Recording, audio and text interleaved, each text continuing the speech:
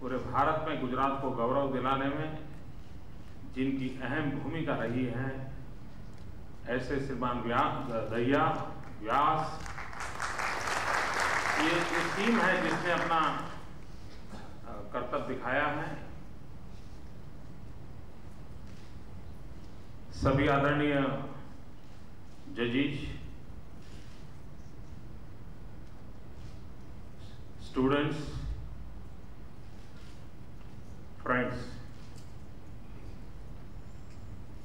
आज इस कमरे में जो लोग, इस सभागृह में जो लोग हैं, हो सकता है उसमें से कई तो किसी न किसी कारण से आए होंगे,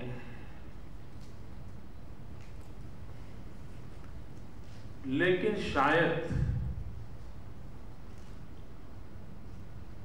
इस समारोह में आने से पूर्व आपने कभी अनुभव नहीं किया होगा कि आप एक ऐसी घटना में साक्षी बनने जा रहे हो,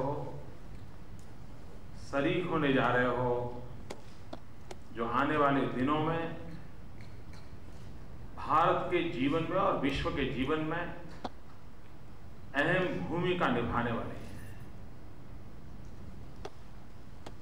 जिस समय इस IIM का जन्म हुआ होगा, शायद किसी ने नहीं सोचा होगा कि IIM एक एजुकेशन का नया कंसेप्ट लेकर के आएगा। IIM विश्व की CEO की आवश्यकता को पूर्ति करने वाली एक बहुत बड़ी ट्रेनिंग इंस्टीट्यूट बन जाएगी, किसी ने नहीं सोचा होगा। जिस समय गुजरात की धरती पर फार्मेसी की पहली कॉलेज बनी होगी, उस समय शायद ही किसी को पता होगा कि फार्मेसी की एक छोटी सी कॉलेज 50 साल पहले प्रारंभ हो और 50 साल के भीतर फार्मास्यूटिकल इंडस्ट्री को पूरी दुनिया में लीड करने की ताकत गुजरात में और गुजरातियों में आ जाए। एक घटना कितने लंबे अरसे तक उसके परिणाम होते हैं। जब घटना प्रारंभ होती है, बीज बोया जाता है, उस समय अंदाज नहीं होता है कि इसका वटवृक्ष कितना बड़ा होगा, छाया कितनी अच्छी होगी, परिणाम कितने अच्छे मिलेंगे। ये घटना भी शायद इस समय उसके भाग्य को पहचानना, उसके भविष्य के प्रभाव को पहचानना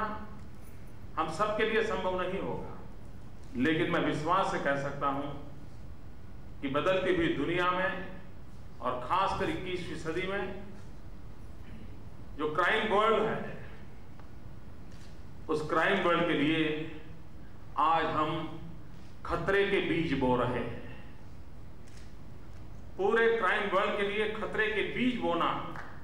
यह अपने आप में एक बहुत बड़ा साहस लगता है। और ऐसा एक अहम काम आज यहां हो रहा है। फॉरेंसिक साइंस वो आज सिर्फ क्रिमिनल वर्ल्ड के लिए सीमित रहा, ऐसा नहीं है। आज बड़े बड़े कॉरपोरेट हाउस भी अपने यहां अगर कोई साइंटिफिक इंस्टीट्यूट है और साइंटिस्ट को रखते हैं, न्यूक्लियर साइंस की दुनिया हो और न्यूक्लियर साइंस के लोगों को रखते हैं, या कॉरपोरेट वर्ल्ड के CEO को रखते हैं, तो आज पूरे विश्व में एक परंपरा बनी है कि ऐसी बड़ी कंपनियां किसी दूसरे व्यक्ति को, एक्सपर्ट को हायर करने से पहले उसका साइकोलॉजिकल प्रोफाइलिंग कराते हैं। वो तय करवाते हैं कि किसी विशेष इरादे से तो इस कंपनी में नहीं आया,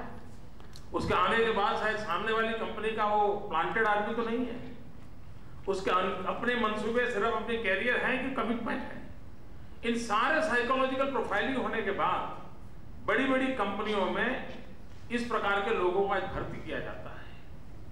मैं मानता हूं इस फॉरेंसिक साइंस यूनिवर्सिटी से तैयार होने वाले स्टूडेंट आने वाले दिनों में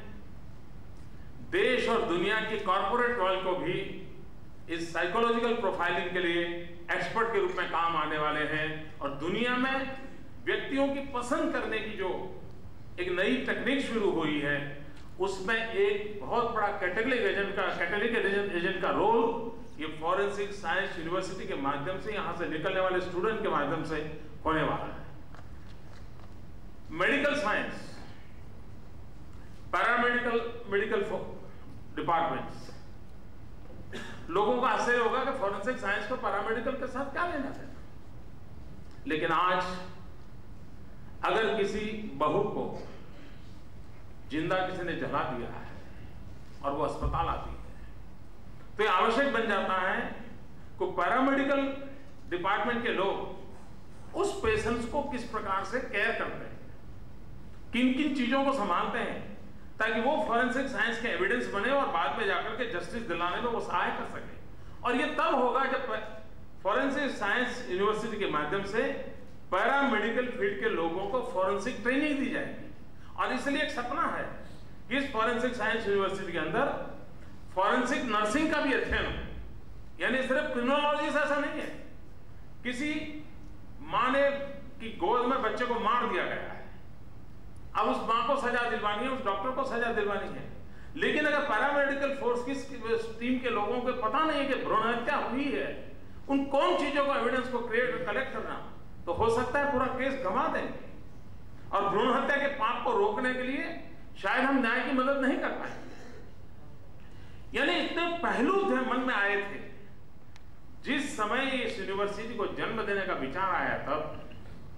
समाज के सभी क्षेत्रों